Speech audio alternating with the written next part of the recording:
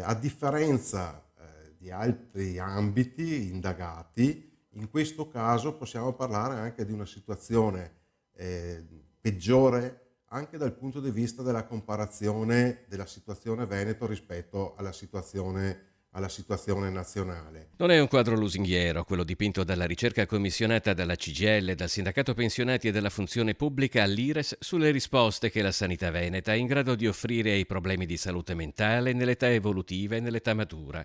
Un fenomeno peraltro in forte crescita dopo la pandemia, a cui si contrappone però un servizio sanitario disorganico sul territorio. Esiste anche una disomogeneità nell'attività nell'attività e nell'orario di servizio. Altro aspetto, altra criticità che abbiamo evidenziato a livello regionale è soprattutto la carenza di personale medico, di psicologi, di psichiatri, di psicoterapeuti. Sia le rilevazioni che vengono fatte a livello nazionale che quelle a livello regionale evidenziano come la spesa per la salute mentale, che è già esigua rispetto a livello nazionale, rispetto al Fondo Sanitario Nazionale, è ancora più bassa nella Regione Veneto.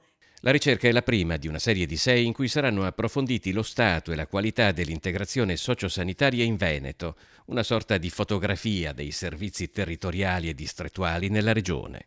Quello che abbiamo intenzione di fare sono 6 fotografie, 6 angoli visuali da cui leggere e fotografare lo stato e la qualità dell'integrazione sociosanitaria. Oggi abbiamo presentato il fascicolo sulla salute mentale, il prossimo sarà su minori e famiglie, poi ci sarà quello sulla disabilità, l'immigrazione, la non autosufficienza, eccetera.